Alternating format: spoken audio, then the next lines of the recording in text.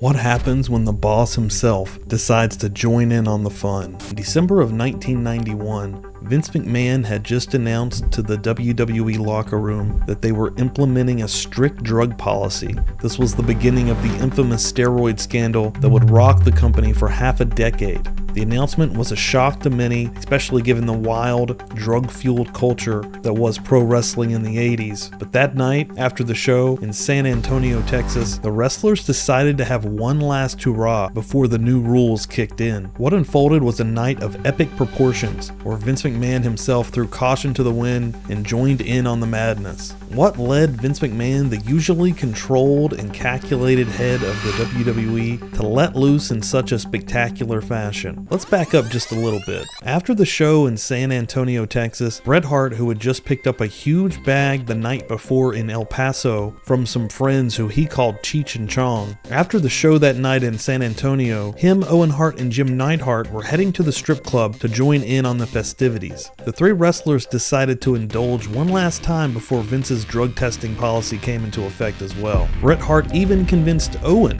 who had just returned to the WWE, to smoke a joint with him, saying they only had 2 weeks until the test started. For Owen, who was known for being more straight-laced compared to the rest of the roster, this was a rare moment of cutting loose. It wasn't just about the weed, it was a symbolic act, a final nod to the carefree days before the looming crackdown. When they arrived at the strip club, it was already packed with some of WWF's biggest stars: Hawk, Animal, Hulk Hogan, Brutus the Barber Beefcake, and Davey Boy Smith, the British Bulldog, all there to celebrate the final days of freedom. The atmosphere in the club was electric, charged with a mix of defiance and nostalgia. Everyone knew that the golden age of excess was coming to an end, and they were determined to make this night one for the ages. But the night took a wild turn when Vince McMahon himself walked into the club, accompanied by Pat Patterson and Sergeant Slaughter as his de facto bodyguards. Vince was unusually intoxicated, a rare sight for the usually composed CEO. The wrestlers, already in high spirits, saw an opportunity they couldn't resist. Vince wasn't just the boss, he was the architect of this world they lived in, and seeing him let his guard down was both shocking and exhilarating. The stage was set for an unforgettable night where Vince McMahon would slowly become more and more unhinged. How did a night of celebration turn into chaos and debauchery? As the night went on, Hawk and Animal, also known as Legion of Doom, decided they wanted to give Vince McMahon their finishing move, the Doomsday Device. Fueled by alcohol and encouragement from Hulk Hogan, Hawk climbed onto a table while Animal prepared to hoist Vince onto his shoulders. The word spread through the club as the boys prepared their attack on the most powerful man in professional wrestling. When the moment came, Animal scooped Vince up and Hawk delivered what Bret Hart described later as the weakest clothesline he had ever seen.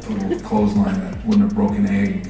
The boys gently lowered Vince to the ground with Hogan and Beefcake assisting, but the night was far from over. Jim Neidhart, perhaps feeling that the Legion of Doom's attempt was too tame, decided it was time for the Hart Foundation to show how it's done. Jim picked Vince up in the heart attack position, and without hesitation, Bret delivered a full force clothesline, completing the Hart Foundation's finishing move right there in the strip club. Vince, lying on the floor, turned to Bret and simply said, "You owe me a drink." It was a moment that would become the stuff of legend. In that instant, Vince McMahon wasn't just the boss, he was one of the boys, a participant in the madness he had carefully cultivated over the years. As the night wore on, the party showed no signs of slowing down. Vince, now fully embracing his role as one of the boys, continued to drink and joke with the wrestlers. It was as if the weight of the upcoming scandal and the pressure of running the World Wrestling Federation had temporarily lifted from his shoulders. The group decided to take the party to Ric Flair's hotel suite, a move that would further escalate the night's chaos. One really strange part of this story is from Bret Hart, who said that he's seen Sergeant Slaughter, who was driving Vince McMahon. Pat Patterson had already excused himself from the strip club, saying that he felt uncomfortable. Slaughter, driving a town car, pushed a police car right off the road as they were leaving the club, and the officer just laughed as this happened, perhaps too starstruck or bewildered to react. Then, the group leaving the club, which consisted of wrestlers and strippers, got a police escort to the Marriott. When everyone arrived at the hotel and got to the front desk to call Ric Flair's room, no one would answer. Vince demanded the key to the room and was given it without hesitation. The sheer power that Vince McMahon had was evident even in these absurd circumstances, and all the wrestlers and strippers went to Flair's top floor suite. The sight of this ragtag group storming through the hotel must have been something to behold, a parade of larger-than-life characters. They found Flair's room occupied by a sleeping Earl Hebner, who was sleeping on the rollaway bed while Flair himself was nowhere to be found. But that didn't stop the wrestlers from continuing their debauchery. With only one bottle of vodka to share amongst the group, Bret Hart remembered the giant bag of weed. Soon the room was filled with smoke as the wrestlers rolled and smoked joint after joint, determined to use up all the weed before Bret Hart had to head back to the Canadian border. The air was thick with the smell of marijuana and the sounds of laughter and loud conversations. Vince, stripped down to his boxers, black socks and shoes, with a tie around his neck and no shirt, no longer the stern, commanding figure everyone knew. His competitive nature not dulled by the alcohol or the absurdity of the situation. He was just one of the guys, caught up in the insanity of the night, was now wrestling anyone who would challenge him. At one point, Mr. Perfect locked Vince in a front face lock, repeatedly banging his head off the door. It was a surreal moment. Mr. Perfect, one of the best technical wrestlers of the era, playfully roughhousing with the boss, the most powerful man in pro wrestling. The night took an even stranger turn when the wrestlers, including Vince, decided that anyone needing to use the bathroom should do so on Ric Flair's bed. It was an act of pure drunken rebellion and a statement that in that moment nothing was off limits. The sight of Vince McMahon, the kingpin of WWE, urinating on Ric Flair's bed while surrounded by his wrestlers was the pinnacle of the night's insanity. It was a surreal moment that perfectly encapsulated the wild anything-goes culture of wrestling in the early 90s. What were the consequences of the wild night and how did it impact the people involved? As the night wound down, Vince McMahon paid for everything. This night was a testament to Vince's desire to be seen as one of the boys, even if it meant letting go of his usual stern demeanor. The wrestlers who were there that night would later reflect on how surreal it was to see Vince in that state. A man who was usually so guarded, so focused on maintaining control, completely letting loose. But the real impact of that night wouldn't be felt until months later. As the steroid scandal began to unfold, the strict drug testing policy Vince announced that December would soon be put to the test, and many of the wrestlers who partied that night would face the consequences. Yet the memory of the wild night where Vince McMahon let his guard down and embraced the chaos would live on as one of the most legendary stories in wrestling history. It was a night that showcased the insanity that had defined the previous WWF era, but also hinted at the dark days ahead as the company would soon face intense scrutiny from the United States government and the media. It's a story of how even the most powerful man in wrestling wasn't immune to the allure of being one of the boys, if only just for one night. As Vince McMahon would go on to face greater challenges in the coming years, the memory of that night would remain a symbol of the bond that, for better or worse, held the wrestling world together. If you thought this story was crazy, check out the night that Big Van Vader